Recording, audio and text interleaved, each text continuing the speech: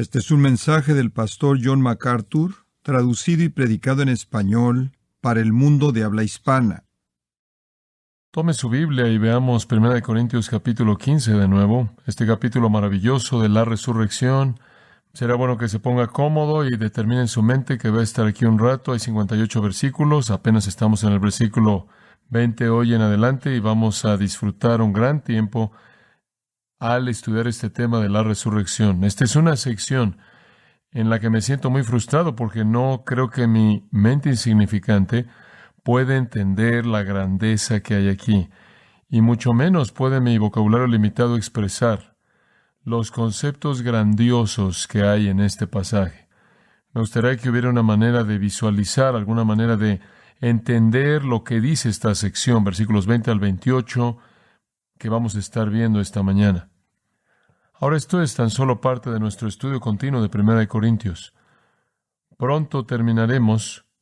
Conforme cubrimos el 16 se acaba, pero Dios nos ha bendecido tanto en los años que hemos estado estudiándolo juntos aquí. Eric Sauer, un gran teólogo, dijo esto, y cito: la época actual es la época de la Pascua. Comienza con la resurrección del Redentor y termina con la resurrección de los redimidos. Entre estos dos puntos se encuentra la resurrección espiritual de aquellos llamados a la vida mediante Cristo. Entonces, vivimos entre dos Pascuas, y en el poder de la primera Pascua vamos a encontrarnos con la última Pascua. Fin de la cita. La última Pascua. ¿Qué es la última Pascua? Es lo que es cumplido cuando todos lleguemos al cielo. Cantamos de eso esta mañana. Y hay 4 grandes promesas conectadas con la última Pascua en la Biblia. Hay muchos detalles, pero 4 elementos primordiales. Permítame recordarles cuáles son. La última Pascua, en primer lugar, involucrará lo que Pablo llama el tribunal de Cristo. Jesús dice: aquí vengo pronto y mi galardón conmigo para dar a todo hombre conforme a su obra. Entonces, eso va a ser parte de eso. Y todos debemos aparecer delante del tribunal de Cristo, dice Pablo en 2 Corintios 5:10. El tribunal de Cristo, en donde recibimos recompensas por nuestro servicio. El segundo elemento de la última Pascua es lo que usted podría llamar simplemente las bodas del Cordero. Después de que seamos recompensados por la gracia de nuestro Señor Jesucristo, la Biblia nos dice en Apocalipsis 19 que seremos llamados a una gran cena. Los que somos la novia, la iglesia, nos uniremos al novio, quien es Jesucristo, consumando el matrimonio espiritual, y tendremos un banquete que terminará todo, un tiempo grande y glorioso. Ese es Apocalipsis 19. Entonces, la gran Pascua promete el tribunal de Cristo, las bodas del Cordero. En tercer lugar, el reino terrenal venidero. En 1 Corintios 6 estudiamos hace unos meses atrás que gobernaremos con Cristo en su reino. Y entonces esperamos eso, un tiempo de recompensas, un tiempo de gran comunión con Cristo y un tiempo de regreso a la tierra para reinar con Él en su reino. Pero hay un acontecimiento más. El cuarto acontecimiento realmente es la clave de todo y es lo que la Biblia llama la resurrección. Eso tiene que venir primero. Antes del tribunal de Cristo, antes de las bodas del Cordero, antes del reino terrenal venidero, para nosotros va a haber una resurrección maravillosa. Este es el clímax de la historia redentora. Y también es el tema de 1 Corintios 15. Ahora recuerde, algunos entre los corintios estaban negando la resurrección del cuerpo. Habían creído en la filosofía griega de que la gente muerta no resucita. De hecho, el versículo 12, Pablo los confronta diciendo: ¿cómo hay algunos de ustedes que dicen que no hay resurrección de hombres muertos? Algunos estaban diciendo que los muertos no resucitan. Pero Pablo confronta eso aquí y nos da el capítulo más grande jamás escrito acerca de la resurrección corporal.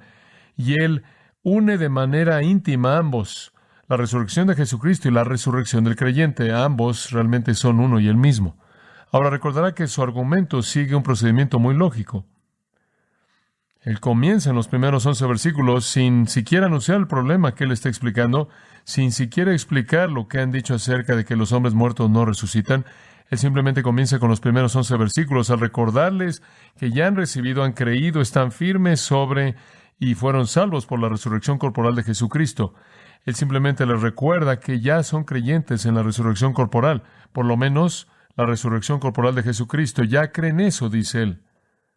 Y probablemente todos estaban diciendo: amén, hermano, amén. Y después el punto es en el versículo 12, ahora si Cristo es predicado que resucitó de los muertos, y la suposición es que ustedes ya han creído eso, porque hay algunos de ustedes que no hay resurrección de los muertos, cuando ya creen que Cristo resucitó de los muertos. Ese es el comienzo de su argumento. Bueno, una de las respuestas a eso podría ser, bueno, creemos que Cristo resucitó de los muertos, pero eso no tiene nada que ver con nosotros. Eso fue único. Eso fue algo excepcional. Ese fue un esfuerzo único. Cristo resucitó de los muertos. Bien, amén. Físicamente o sí, literalmente o sí, corporalmente sí. Pero eso realmente no tiene nada que ver con nosotros. O eso es lo que Pablo ataca en los versículos 20 al 28, ¿no es cierto? Observa el versículo 20.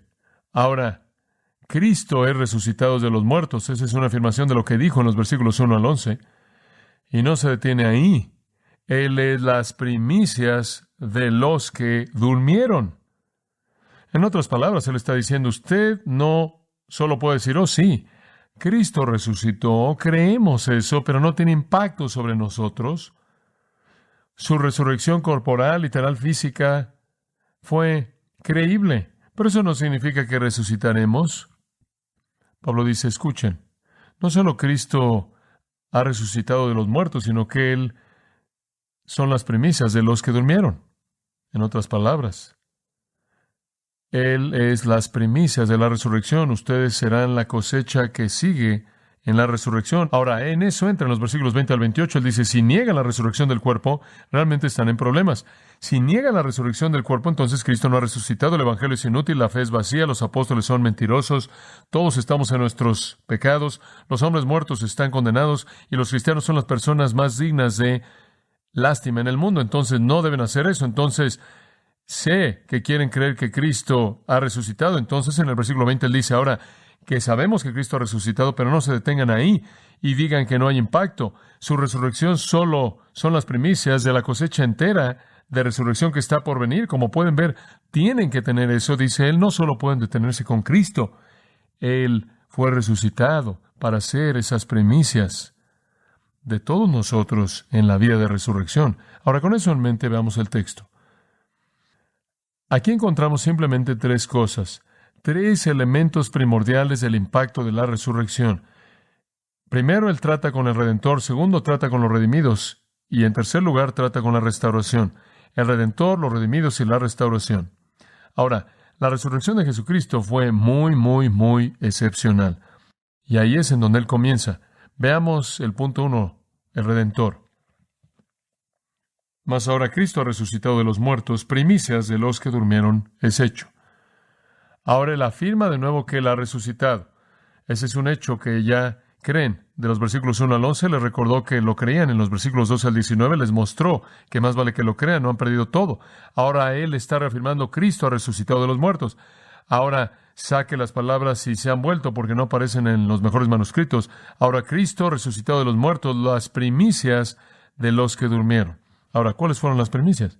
Levítico capítulo 23, 10 demandaba que en la Pascua, que antes de la cosecha, antes de que usted cosechara su campo entero y trajera su cosecha, tenía que cortar las primicias de la cebada en ese caso, y usted tenía que traerlo todo envuelto y presentarlo a los sacerdotes. Eso era antes de que usted pudiera cosechar. Antes de que la cosecha pudiera ser hecho, los primeros frutos tenían que ser dados. Ahora, cuando usted plantaba su cosecha, normalmente plantaba su cosecha en cierta progresión para que cuando viniera el grano podía venir un poco así, porque lo que usted había plantado primero llegaba primero, y esto era para protegerlo contra los problemas de clima. Podía usted ganarle una tormenta al plantar un poco antes. Usted podía ganar un poco de lluvia al llegar un poco después. Entonces, con mucha frecuencia plantaban de una manera más lenta para que la cosecha llegara en tiempos diferentes y se protegieran un poco contra lo que podría ser un involucramiento del clima. Entonces, lo que sucede aquí es que la primera parte que entra, usted sabe que es bueno, ahí está, y para mostrar su amor a Dios, usted toma la primera parte y en lugar de guardarlo en caso de que el resto no venga, usted se lo entrega a Dios como un acto de fe. Se lo entrega desde el principio lo mejor que tiene, y usted no podía cosechar el resto hasta que hubiera hecho eso en la Pascua. Levítico 23:10. Y el punto que él está presentando aquí es que así como la cosecha completa nunca podría ser recogida hasta que las primicias fueran entregadas, así también nunca resucitaremos hasta que Cristo haya resucitado. Ese es su punto. Es la resurrección de Cristo, y Él sale de la tumba y Él se ofrece a sí mismo a Dios, y entonces en esa ofrenda Él asegura para nosotros nuestra resurrección. Las premisas eran una señal. Recuerde esto, las premisas eran una señal o símbolo de la cosecha venidera, y la resurrección de Cristo era una señal o símbolo de la resurrección venidera de los creyentes. Eso es lo que está diciendo. En otras palabras, ahora observe esto. Usted no puede tener a Cristo resucitado y que no tenga impacto o efecto. Cristo resucitado no está en aislamiento. Él no es un pedazo de grano que creció en un jardín especial. Él no es un pedazo de grano, una semilla que cae en el suelo y muere y sale en un invernadero. Él no solo es parte de la cosecha entera de la resurrección. Él fue arrojado al suelo en términos de la semilla que muere. Él sale a la vida y Él se vuelve la garantía del resto de nosotros que caen al suelo y mueren, y también resucitaremos en la vida. Usted no puede aislar eso, deben ir de la mano. Ahora, aquí vemos las premisas. La gente dice, bueno, ¿acaso eso significa que Cristo es el primero jamás en resucitar de los muertos? No, no. No dice que es el primero jamás en resucitar de los muertos. Algunas personas en el Antiguo Testamento, ¿verdad?, resucitaron de los muertos. Elías trajo un niño de regreso a la vida. Usted tiene resurrección. Jesús mismo, el Nuevo Testamento registra que Él trajo a la vida a 3 personas diferentes: la hija de Jairo, el hijo de la viuda y Lázaro. Él no es el primero de la tumba. Él es las primicias. Él es la garantía de la cosecha de resurrección. Y por cierto, permítame darle un comentario interesante.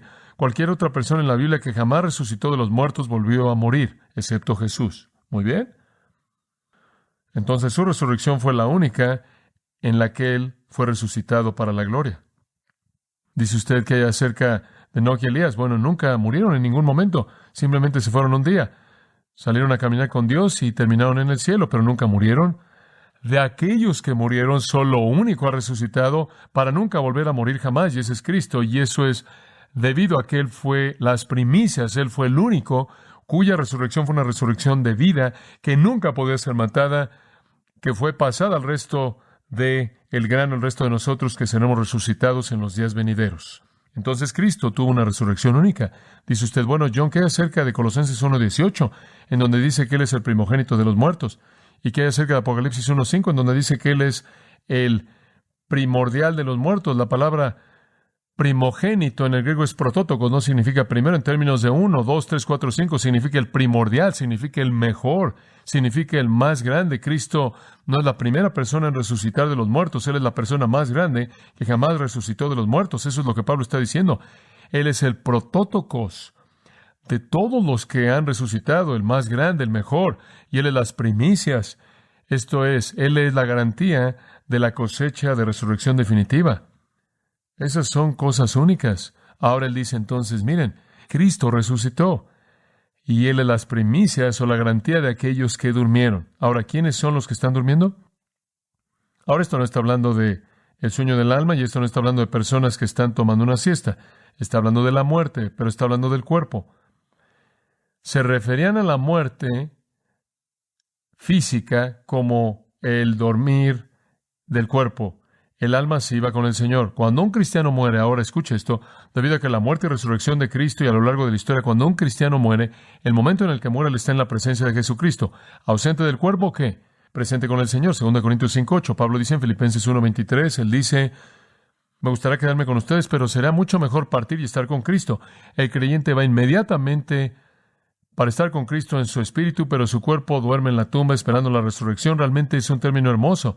Es mejor que decir, y se vuelve las premisas de los que se pudrieron en el suelo. Simplemente es una manera amable de decirlo. Estaban durmiendo esperando la resurrección. Ahora dice usted, hombre, el argumento va a ser, ¿estás diciendo que la resurrección de una persona puede tener un efecto tan grande en el resto de la gente que toda persona que jamás durmió en Cristo, toda persona que jamás fue un creyente que murió, todo cuerpo jamás puesto en la tumba que le perteneció a alguien que amaba a Dios, van a salir de la tumba simplemente porque Jesús salió? ¿Cómo puede la resurrección de un hombre tener un impacto tan grande en todas esas personas? Me da gusto que hizo la pregunta. Versículo 21 y 22 lo responde. Él dice, permítanme darle un principio. Porque por cuanto la muerte entró por un hombre, también por un hombre la resurrección de los muertos. Ahora deténgase ahí. Hay un principio. ¿Quién fue el hombre cuyo acto trajo la muerte sobre la raza humana? ¿Quién fue? Adán. Se da cuenta de que un hombre haciendo una cosa, Adán, un hombre simple, Dios creó al hombre, Adán. Dios creó a la mujer, Eva, y les dijo, no hagan eso. Eva dijo, creo que voy a hacer eso. Adán dijo, lo hiciste, yo también lo voy a hacer. Lo hicieron. ¿Sabe usted lo que pasó? El montón entero de nosotros lo siguió. Es correcto. Terminamos en los lomos de Adán. Cuando Adán pecó, todos caímos. Cuando Adán murió, todos morimos. Y cada uno de nosotros nacido en la semilla de Abraham, cada uno de nosotros con humanidad, cada uno de nosotros que vino al mundo, vino a este mundo como pecadores porque estábamos en los lomos de Adán. Y cuando Él hizo esto, todos fuimos con Él. Y el principio de muerte transmitido a todos los hombres, Romanos 5, por cuanto todos pecaron en Adán. Ahora, el acto de un hombre en un momento, en un punto, en un lugar en la historia afectó a todo ser humano que jamás vivió. Ese es el punto de Pablo. Ahora, si un hombre puede hacer una cosa y hacer que la muerte pase a todos los hombres, entonces, ¿por qué otro hombre no puede hacer una cosa y hacer que la vida le sea transmitida a todos los hombres? ¿Ve su punto? Usted no puede aislar la resurrección más de lo que puede aislar el acto de Adán. Esa es una analogía que Pablo usa en Romanos 5, versículos 12 al 20, y la desarrolla de manera plena y hermosa. Y es una analogía que todo cristiano debería leer y entender. En algún momento hoy o cuando tenga una oportunidad, estudie Romanos 5 y ve esa gran analogía. Por cierto, este es el primer uso de ella porque esto fue escrito antes del libro de Romanos en la vida de Pablo. Entonces, este es el primer uso de su analogía, de esta analogía. Pero él dice, miren, un hombre trajo la muerte y usted sabe, ningún judío discutiría eso. El judío, ¿sabe usted que los judíos de hecho creían lo que se llama la solidaridad racial? Esa es una creencia muy común. Creen que todo el mundo está en los lomos de todo el mundo, que era un progenitor. Creen que la raza estaba en los lomos de Adán, no tienen ningún problema con eso. Creían en la solidaridad de la culpabilidad. Todos somos pecadores. Todos tenemos el principio de muerte porque todos pecamos en Adán. Todos estamos en sus lomos y él simplemente está partiendo de ese mismo concepto y diciendo que lo mismo es verdad de Cristo. Ahora él va al versículo 22 y él se vuelve muy específico. Él dice, porque así como en Adán todos mueren, todos en Cristo serán hechos vivos. Él dice, no tienen un problema con el concepto de que todos morimos, ¿verdad? No, no podemos pelear contra eso. Sabemos eso. La tierra es prueba de eso. Las tumbas por todos lados están ahí, no hay duda al respecto. Todos morimos. ¿Por qué? Un hombre hace una cosa y todos morimos. ¿Por qué no puede un hombre hacer otra cosa y todos vivimos? Ese es su punto. Como puede ver, todo depende de quién es ese hombre, ¿verdad? Adán estuvo en un lugar único en la historia humana y entonces también Jesucristo. Y entonces Pablo dice, no puedes decir eso, creo en la resurrección de Jesucristo, pero no creo que tiene ningún efecto en la resurrección de nadie más. No puedes decir eso. Claro que lo tiene. Ahora, la gente en cierta manera se atora en el versículo 22 y dicen, porque así como en Adán todos mueren, así en Cristo todos serán hechos vivos. Y siempre hacen esta pregunta, ¿se refiere eso a que en últimas todo el mundo se salva? Y su pensamiento es es un paralelo. ¿Cuántos murieron en Adán? Todos. Entonces, ¿cuántos van a vivir en Cristo? Todos. Y entonces, ¿sabes una cosa? Esto lleva a la gente a lo que se conoce en la teología como universalismo. Y el universalismo es la idea de que todo el mundo se va a salvar al final. Todo el mundo se va a salvar al final. De hecho, es como la cabeza del Departamento de Evangelismo de la Convención Bautista Americana dijo, no necesitamos ir por todo el mundo diciéndole a la gente que se salve, simplemente necesitamos anunciarles que ya son salvos. Como pueden ver, se confunden con él todos. Ahora, permítame mostrarle lo que está diciendo aquí. Ahora, sabemos a partir de otras escrituras que no todos van a ser salvos, ¿verdad? Sabemos eso, porque la Biblia habla del infierno y dice, es un camino ancho y muchos son los que van ahí y es eterno. Entonces, sabemos eso. Bueno, dice, ¿usted qué está diciendo, John? Simplemente está diciendo esto. Por un hombre, todos murieron. Por un hombre, todos son hechos vivos. Ahora observe. Depende del eslabón con el hombre. Ese es el punto. ¿Quiénes murieron? Todos los que estaban en Adán. ¿Quiénes viven? Todos los que están en Cristo. ¿Lo ve? El todos tiene que estar conectado con el individuo y su obra, lo que hizo. Escuche, por descendencia natural de Adán, todos morimos, y todos los que descendieron naturalmente de Adán morirán, y todos los que descendieron sobrenaturalmente de Cristo vivirán. Ese es el punto. Es el todos en donde se encuentra usted. Todos en Adán mueren, todos en Cristo viven. Si usted no está en Cristo, usted todavía está en Adán, usted va a morir, ¿lo ve? El primer todos incluye a todos los que estaban en Adán por el factor común de pecado. El segundo todos incluye a todos los que están en Cristo por el factor común de la fe. Todos los que están en Adán mueren, todos los que están en Cristo viven. Entonces, el primer punto de Pablo es el impacto de la resurrección. Trata con la resurrección del Redentor. y son las primicias, la garantía, la fuente. Así como Adán era las primicias y la fuente de la muerte, así Cristo es la fuente de vida. Y por cierto, el énfasis primordial que Él está presentando aquí es la vida física. Hay una parte espiritual en esto, porque cuando Adán pecó, no solo morimos físicamente, morimos espiritualmente. Y cuando Cristo vive, no solo vivimos espiritualmente, vivimos físicamente en un cuerpo glorificado, pero el énfasis que Él está presentando aquí está en la parte del cuerpo. Los cuerpos mueren debido al pecado de Adán, los cuerpos viven debido a la resurrección de Cristo. Ahora Él se mueve de ahí del Redentor a los redimidos, punto 2 en el versículo 23. Conforme Él rastrea el impacto de la resurrección, versículo 23 sigue esto, Él ve al futuro a la cosecha. Las primicias, siendo Cristo, más adelante llega la cosecha, y aquí está la cosecha. Todo hombre, claro que está en Cristo. Todo hombre en el todos del versículo 22, y el todos son aquellos que están en Cristo. Todos, cada uno en su propio orden. Cristo las primicias, ahora aquí es muy claro. Después los que están en Cristo, los que son de Cristo, lo ve, no son todo mundo, y esa es la frase que aclara el todos del versículo 22. Los todos son los que están en Cristo, son los que son de Cristo, no todo mundo en el mundo. Primero Cristo, y esas son las primicias, y después hay un espacio de tiempo. La palabra después es un espacio de tiempo sin resolución. No sabemos cuán largo es el periodo de tiempo. Se refiere a una separación de tiempo, pero un tiempo después, los que son de Cristo. ¿Y cuándo va a pasar esto? ¿En qué? En su venida. Entonces, Jesús resucitó de los muertos como las primicias. Y cuando Él resucitó de esa tumba, Él garantizó que después de un periodo de tiempo, los que son de Cristo también saldrán de la tumba. ¿Y cuándo va a ser eso? En su venida. Cuando Jesús venga. La palabra incidentalmente venir es parousia. En el griego significa presencia, en su presencia cuando Él llegue. Cuando Jesús llegue, la resurrección se llevará a cabo. Viene entonces una resurrección, y esa resurrección está ligada a la resurrección de Cristo, así como la muerte está ligada al pecado de Adán. Ahora, la Escritura habla de esta resurrección una y otra vez en muchos lugares. Permíteme recordarle algo, no trate de seguir, pero puede escribir la Escritura. Lucas 14:13. Lucas 14:13 dice esto: pero cuando hagas banquete, llama a los pobres, a los ciegos, a los cojos. Después, el versículo 14 dice: y serás bienaventurado, porque no pueden recompensarte, porque serás recompensado en la resurrección de los justos.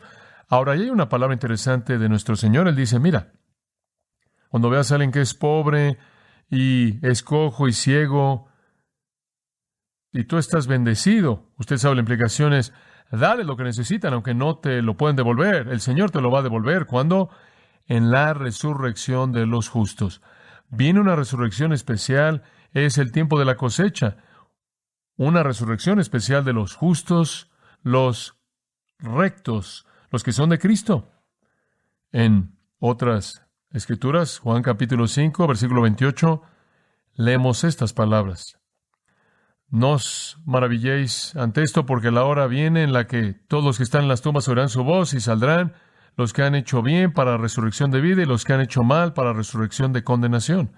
Entonces usted tiene la resurrección de los justos y la resurrección de vida.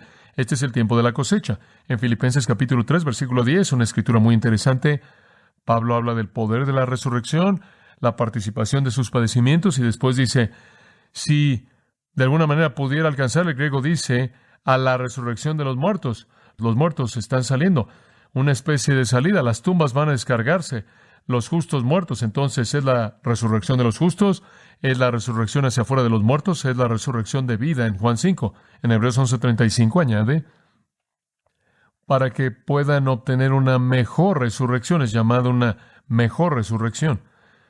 Y finalmente en Apocalipsis capítulo 20, en el versículo 6, bienaventurado y santo es el que tiene parte en la ¿qué?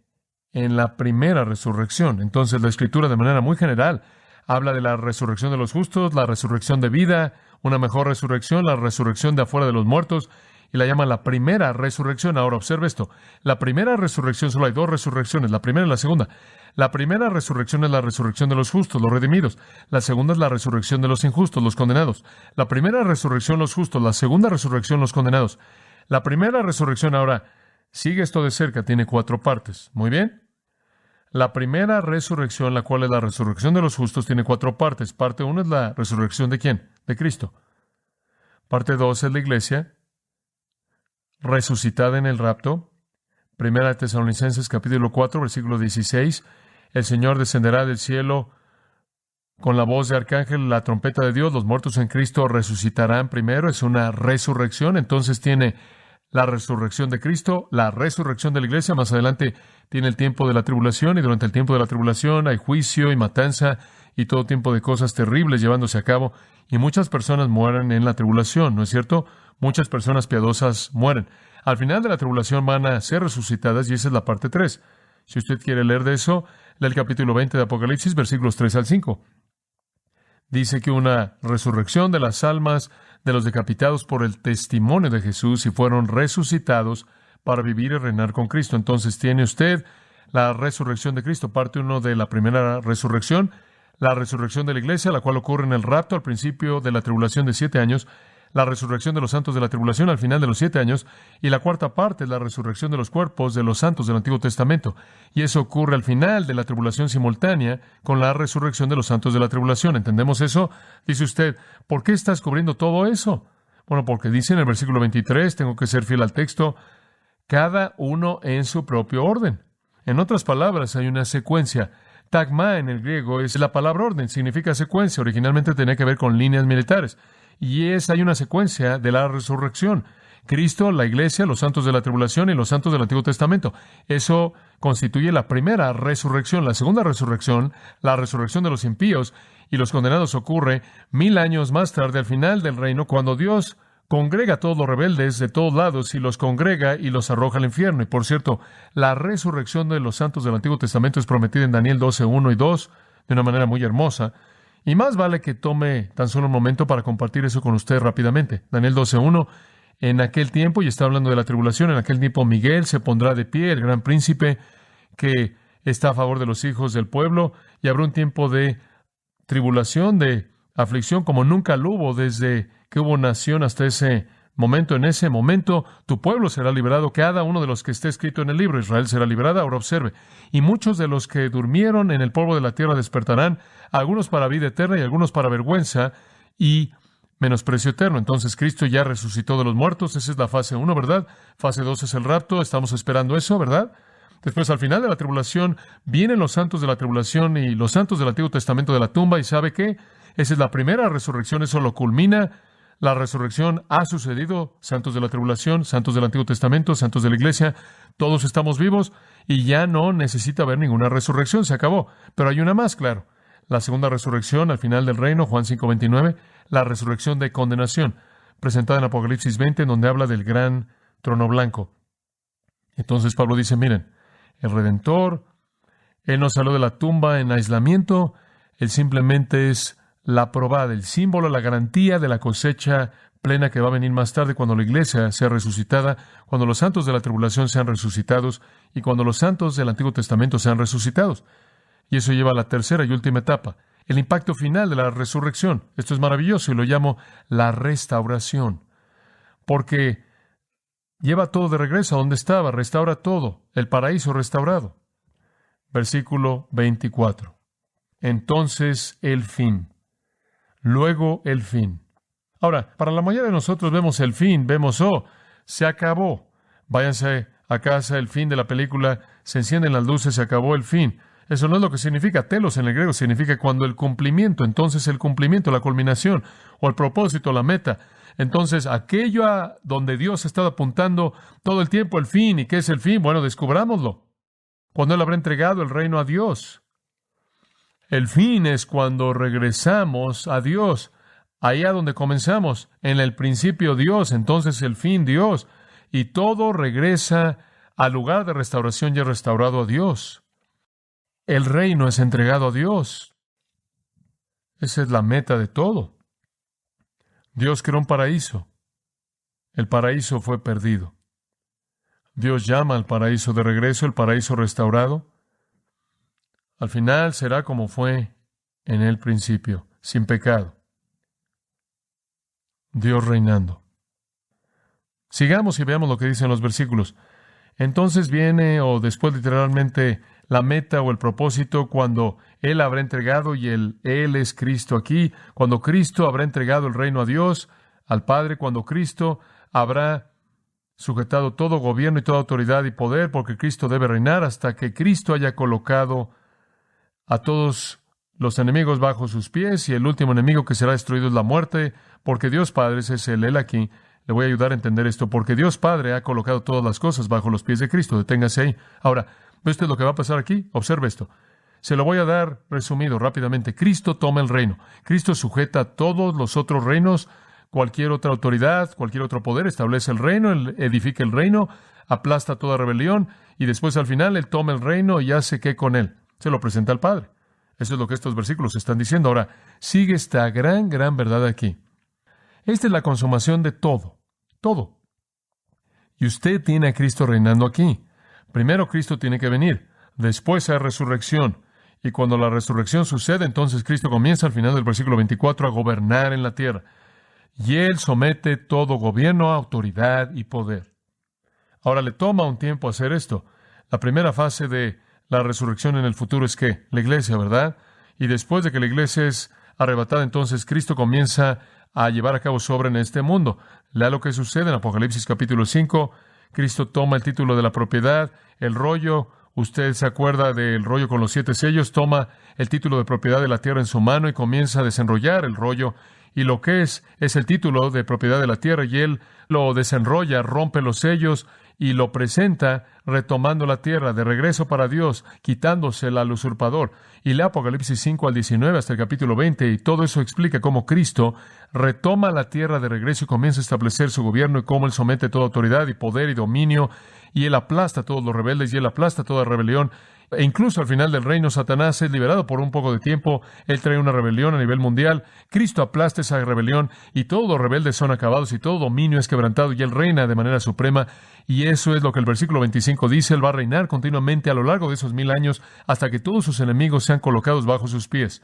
Colocar bajo sus pies es un término que llegó a tener que ver con sujeción, porque los reyes siempre estaban siendo elevados en asientos altos y los súbditos siempre venían y estaban debajo de sus pies y se postraban ante Él, y entonces Cristo será el Rey, y los demás serán quebrantados y serán postrados, y no habrá otro gobierno, y no habrá otra autoridad, y ningún otro poder. En otras palabras, el mundo será totalmente gobernado por una persona que es Jesucristo, y estaremos como virreyes con Él, y cumpliremos con sus órdenes, y Él, a lo largo de toda la tribulación, estará adquiriendo esa función de rey a lo largo de toda la tribulación, y después, finalmente, cuando el reino comience, después de que aplaste el fin de la tribulación, después de que gane la batalla del Armagedón, Él regresa a la tierra, Él aplasta a los enemigos, Él comienza a reinar, e incluso durante esos 1000 años habrá rebelión, lo sabemos. ¿Por qué? Porque Él tiene que gobernar con una vara de hierro, lo cual significa que va a haber rebelión llevándose a cabo, pero Él la aplasta, y finalmente Satanás, quien estará amarrado por los 1000 años, encadenado, es liberado al final. Lea el capítulo 20 de Apocalipsis, lo explica todo.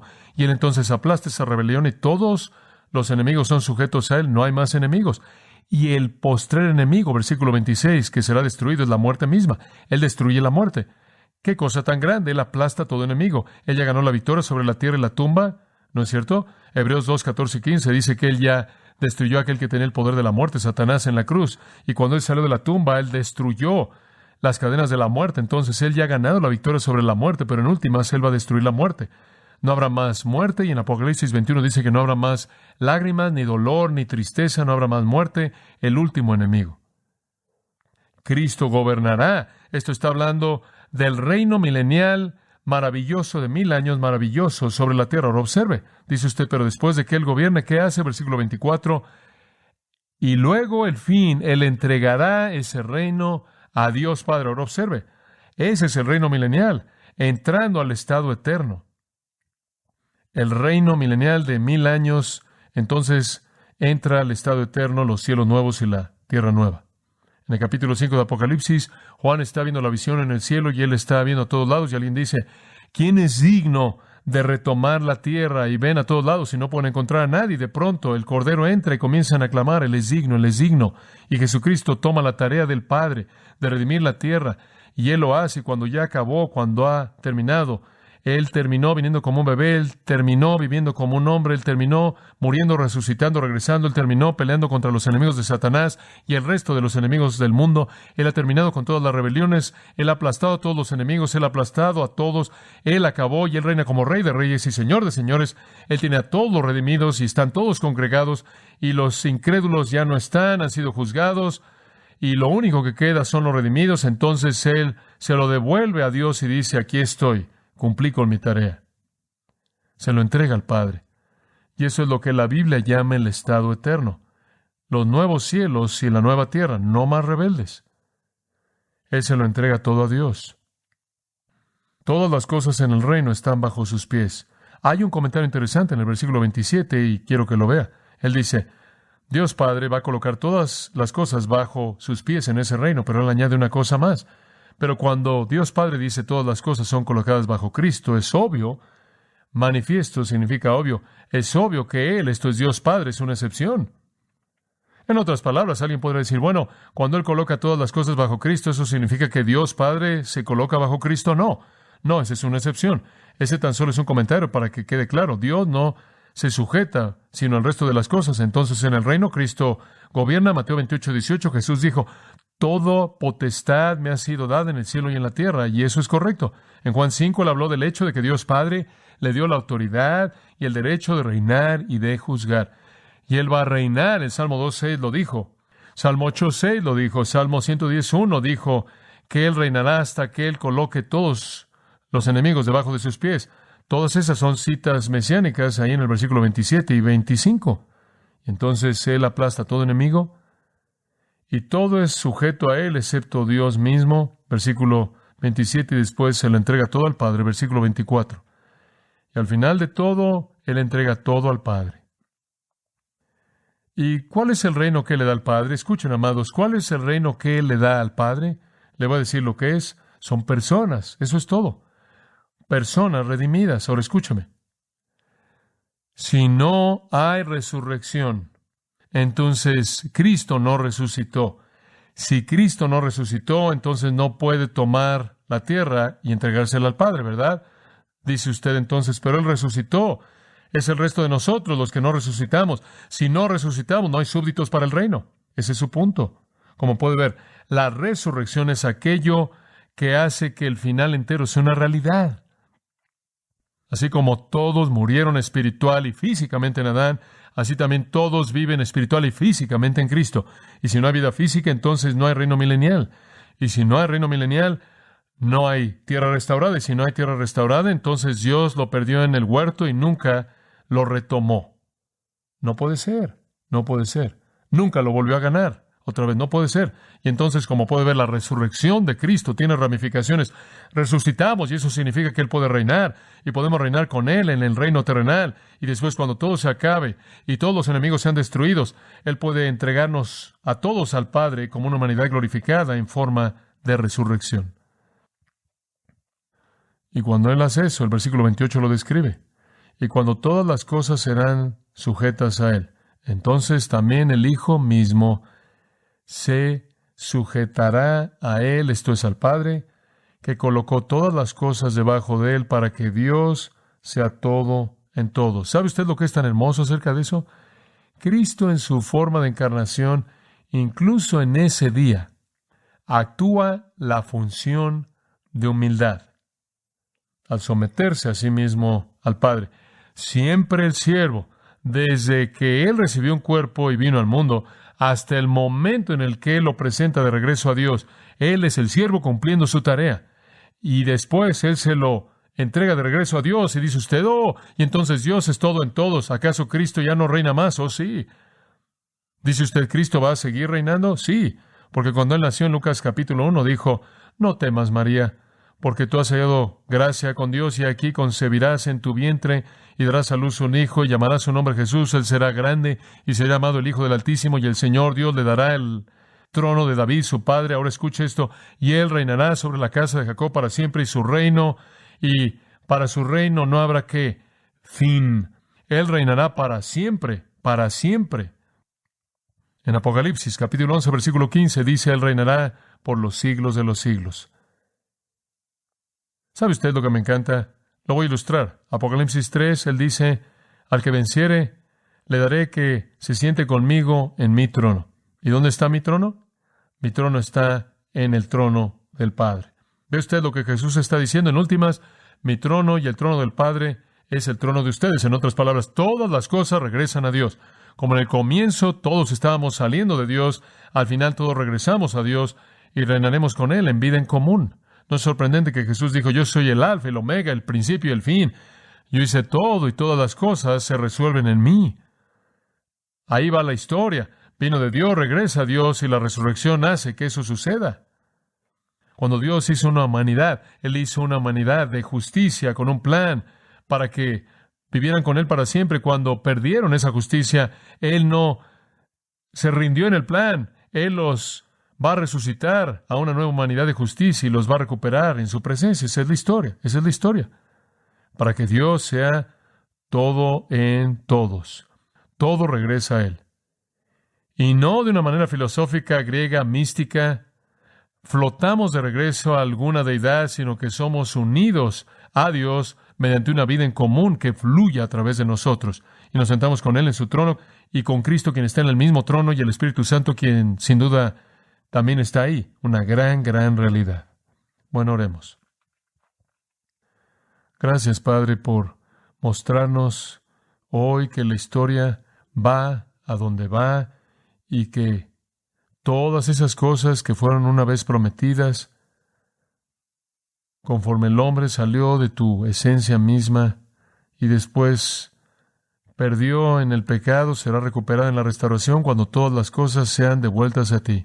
Padre, anhelamos el día cuando Dios sea todo en todos, cuando el Hijo y todo lo que el Hijo ha ganado, el reino mismo sea dado a ti, y estaremos perdidos en tu presencia para siempre. Gracias, porque tú estás en control, y tú lo has hecho, y tú lo restaurarás. El plan llegará a ser cumplido. Padre, conforme pensamos en esto en general, no podemos evitar pensar en esto de manera específica y reconocer que podrán haber algunas personas queridas aquí que nunca han conocido a Jesucristo, que nunca han colocado su fe en Él, que como consecuencia no son parte del plan. No van a estar en la primera resurrección, no van a estar en el reino, no van a estar en esa gran multitud de personas devueltas al Padre. Van a estar en la resurrección de los condenados porque no han colocado su fe en Jesucristo. Padre, que este sea el día en el que coloquen su fe en Él. Para aquellos de nosotros que somos cristianos, ayúdanos a vivir como ciudadanos del reino. Ayúdanos a ser dignos del llamado al que hemos sido llamados. Amén.